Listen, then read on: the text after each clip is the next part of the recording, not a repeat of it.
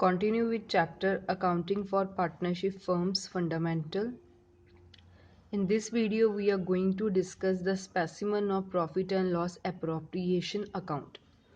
जैसे कि हमने +1 में ट्रेडिंग प्रॉफिट लॉस अकाउंट बनाना सीखा है, अब +2 क्लास में हम profit and loss appropriation account बनाना सीखेंगे। सबसे पहले कि अब profit and loss appropriation account होता क्या है। हमने +1 में सीखा कि ट्रेडिंग अकाउंट बनाया जाता है, उसमें हम अपने डायरेक्ट एक्सपेंस डालते हैं और उसके बाद हमारे पास ग्रॉस प्रॉफिट या ग्रॉस लॉस आ जाता है। फिर उसी ग्रॉस प्रॉफिट या ग्रॉस लॉस के साथ हम प्रॉफिट एंड लॉस अकाउंट बनाते हैं, जिसका एंड रिजल्ट हमारे पास नेट प्रॉफिट और नेट लॉस आता है। अब नेट प्रॉफिट नेट लॉस का मतलब होता है कि कंपनी ने अपने डायरेक्ट और इनडायरेक्ट खर्चे सब कुछ माइनस करने के बाद जो कंपनी का अल्टीमेट प्रॉफिट बच गया वो हमारा क्या होगा, नेट प्रॉफिट या नेट लॉस। अब हम पढ़ेंगे profit and loss appropriation account. Profit and loss appropriation account को हम प्रॉफिट एंड लॉस अकाउंट की एक्सटेंशन ही बोलते हैं। जैसे मैं आप छोटा सा आपको ड्रॉ करके बताती हूँ। हम trading and profit and loss account बनाते थे। यहाँ हम लिखते थे to opening stock, to purchases, जितने भी डायरेक्ट खर्चे होंगे वो लिखा। यहाँ by closing stock, by sales लिखा। इसके बाद इस साइड हमारे पास ग्रॉस प्रॉफिट आता था या इस साइड हमारे पास ग्रॉस लॉस आता था और ये ट्रेडिंग अकाउंट क्लोज हो जाता था। इसके बाद इन केस अगर ग्रॉस प्रॉफिट आया है तो हम उसको प्रॉफिट एंड लॉस अकाउंट के रिवर्स साइड ट्रांसफर कर लेते थे। अगर ग्रॉस लॉस आता था तो उसको हम टू वाली साइड ट्रांसफर कर लेते थे, रिवर्स साइड। उसके बाद जितने एक्सपेंस थे वो डाल दिए जाते थे, जितनी इनकम्स होती वो डाल दी जाती थी। नेट प्रॉफिट आता था, बैलेंसिंग फिगर अगर डेबिट साइड आए तो नेट प्रॉफिट आता था, इन केस अगर क्रेडिट साइड आए तो नेट लॉस आता था। अब इसी नेट प्रॉफिट और नेट लॉस को हम आपस में डिवाइड करेंगे। ये नेट प्रॉफिट और ये जो नेट लॉस है, ये वो वाला नेट प्रॉफिट और नेट लॉस है जो हमारे सारे खर्चे माइनस करने के बाद आए। ट्रेडिंग वाले सारे खर्चे भी माइनस कर दिए, प्रॉफिट एंड लॉस अकाउंट वाले भी सारे खर्चे माइनस कर लिए, और जो एंड में कंपनी के पास बचा वो होता है नेट प्रॉफिट या नेट लॉस। अब यहाँ नेट प्रॉफिट, जैसे यहाँ ग्रॉस प्रॉफिट डेबिट साइड था तो हमने रिवर्स क्रेडिट साइड किया, ग्रॉस लॉस क्रेडिट साइड था तो हमने रिवर्स डेबिट साइड कर लिया। सिमिलरली यहाँ जो नेट प्रॉफिट है ये डेबिट साइड है, टू वाली साइड है।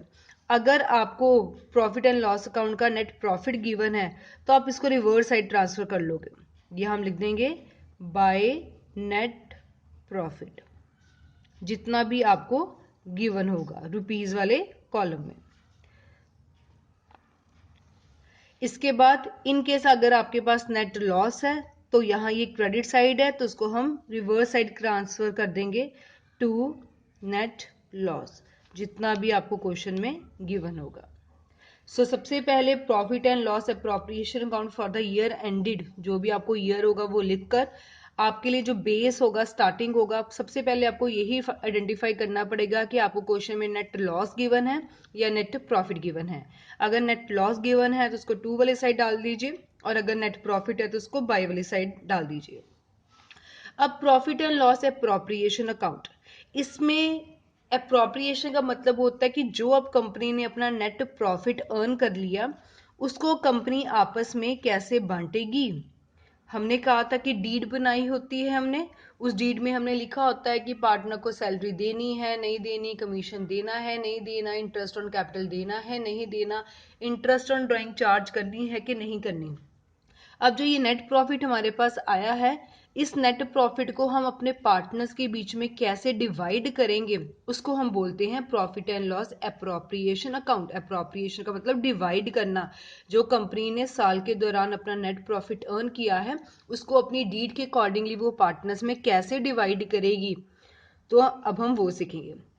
अब कंपनी ने नेट प्रॉफिट अर्न किया, ये हम जो profit and loss appropriation account बना रहे हैं ना, ये कंपनी पॉइंट ऑफ व्यू के साथ है। सो जितने भी खर्चे होते हैं उसको हम डेबिट कर देते हैं, जितनी भी इनकम्स होती हैं उसको हम क्रेडिट कर देते हैं। So debit side represent your expensive side and credit side represent your income side. सबसे पहले हम इसमें लिखेंगे टू इंटरेस्ट ऑन कैपिटल। अब इसका मतलब है कि कंपनी को पार्टनर्स को उनकी कैपिटल के ऊपर इंटरेस्ट देना पड़ेगा, अगर डीड में लिखा गया है। अब जब कंपनी पार्टनर को इंटरेस्ट देगी कैपिटल पे तो कंपनी का तो खर्चा ही होगा ना, इसलिए मैंने कौन सी साइड लिख दिया, डेबिट साइड लिख लिया। मान लीजिए कंपनी में दो पार्टनर्स हैं, ए और बी। ए का इंटरेस्ट ऑन कैपिटल कैलकुलेट किया, बी का इंटरेस्ट ऑन कैपिटल कैलकुलेट किया और दोनों का टोटल करके बाहर लिख लिया। Second, to partners salary. किसी एक पार्टनर की सैलरी भी हो सकती है, किसी दो पार्टनर की भी हो सकती है। अगर एक की है तो एक की लिख दीजिए, अगर दोनों की है तो दोनों की लिख दीजिए और टोटल करके बाहर लिख लीजिए। सो सैलरी देना भी कंपनी के लिए खर्चा होता है, इसलिए मैंने डेबिट साइड लिख लिया। Similarly moving to next item, that is partners commission. जैसे कम पार्टनर को सैलरी देना खर्चा है, सिमिलरली पार्टनर को कमीशन देना भी कंपनी के लिए खर्चा है। सो किसी एक पार्टनर का भी हो सकता है या दोनों को भी हम दे सकते हैं, अगर तीन है तो तीनों का भी हो सकता है। It all depends upon the question. उसको लिख के बाहर टोटल कर दीजिए। Then it is to general reserve. कई बार जो कंपनी होती है वो डिसाइड करती है कि जितना भी हम प्रॉफिट अर्न करेंगे उस प्रॉफिट का कुछ हिस्सा जो है हम अपने रिजर्व में डालेंगे।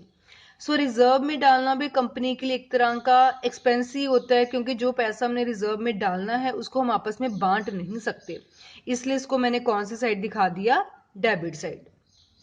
अब ये हमारे लिए सिर्फ ये चार खर्चे ही हैं जो profit and loss appropriation account में आते हैं।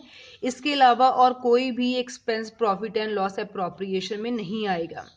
पार्टनर्स को कैपिटल देना कंपनी के लिए खर्चा है, पार्टनर्स को सैलरी देना कंपनी के लिए खर्चा है, पार्टनर्स को कमीशन देना कंपनी के लिए खर्चा है, या जनरल रिजर्व में पैसे डालना वो भी कंपनी के लिए एक तरह का खर्चा ही है, क्योंकि वो पैसे हम यूज नहीं कर सकते। सो डेबिट साइड जितने भी एक्सपेंस आते थे वो मैंने लिख लिए। क्रेडिट साइड हमारी इनकम आती है और कंपनी के पॉइंट ऑफ व्यू के साथ एक ही इनकम है, that is interest on drawings. Interest on drawings का मतलब है जब पार्टनर कंपनी में से ज्यादा पैसा विड्रॉ करके ले जाता है तो कंपनी उसको बोलती है कि आपको अब कंपनी को इंटरेस्ट देना पड़ेगा। कंपनी को इंटरेस्ट मिल रहा है तो उसके लिए क्या बन जाती है, इनकम। अगर एक पार्टनर की है तो वो लिख लो, अगर दोनों की है तो वो लिख लो और टोटल करके बाहर लिख लो। इसके अलावा profit and loss appropriation account में और कुछ भी नहीं आएगा। लास्ट में हमें पता है कि हम टोटल करते हैं according to double entry system. आपने क्रेडिट साइड का टोटल किया, आपने डेबिट साइड का टोटल किया, और इन केस अगर आपकी डेबिट साइड कम आ रही है तो यहां क्या आ जाएगा, हमारा प्रॉफिट। और दो पार्टनर्स है और दोनों में हम जो वो प्रॉफिट है डिवाइड करके बाहर लिख देंगे। सिमिलरली अगर आपको क्रेडिट साइड आपकी बैलेंसिंग फिगर आ रही है तो उसको हम लिख देंगे loss. Loss transferred to, similarly यहां भी आता प्रॉफिट ट्रांसफर्ड टू, दो पार्टनर्स है, दोनों में जो वो लॉस है वो बांट दिया और टोटल करके बाहर लिख दिया, और इससे आपकी जो दोनों साइड है वो क्या होगी, इक्वल होगी। सो एक बार दोबारा देख लेते हैं। सबसे पहले आपको ऊपर हेडिंग देना पड़ेगा profit and loss appropriation account for the year ended, जो भी आपका ईयर एंडेड है। Then particulars amount. अगर क्वेश्चन में आपको नेट प्रॉफिट गिवन है तो बाय वाली साइड लिख लीजिए, अगर नेट लॉस है तो टू वाली साइड लिख लीजिए। इसके बाद जितने भी एक्सपेंस होंगे उसको हम डेबिट साइड लिखेंगे। सबसे पहला एक्सपेंस होता है इंटरेस्ट ऑन कैपिटल। किसी एक पार्टनर का भी हो सकता है, दोनों का भी हो सकता है, अगर तीन है तो तीनों का भी हो सकता है। जैसा भी होगा वैसा लिख के टोटल बाहर लिख दीजिए। Then partner salary, similarly partner की सैलरी एक की भी हो सकती है, दोनों की भी या तीनों की भी हो सकती है, टोटल करके बाहर लिख दीजिए। पार्टनर का कमीशन, देन जर्नल रिजर्व। बाई वाली साइड कंपनी की इनकम्स आती हैं, तो एक ही इनकम होती है कंपनी के लिए, इंटरेस्ट ऑन ड्रॉइंग्स। सो एक पार्टनर के ऊपर भी चार्ज लग सकता है, दो के ऊपर भी लग सकता है, जैसा भी होगा टोटल करके बाहर लिख दीजिए। और लास्ट में हम इसका बैलेंस करेंगे। अगर बैलेंसिंग फिगर डेबिट साइड आ रही तो उसको हम बोलते हैं प्रॉफिट, और अगर बैलेंसिंग फिगर क्रेडिट साइड आ रही तो उसको हम क्या बोलते हैं, लॉस। और इससे हमें डेबिट और क्रेडिट साइड दोनों क्या करना पड़ेगा, equal. So this was about specimen of profit and loss appropriation account.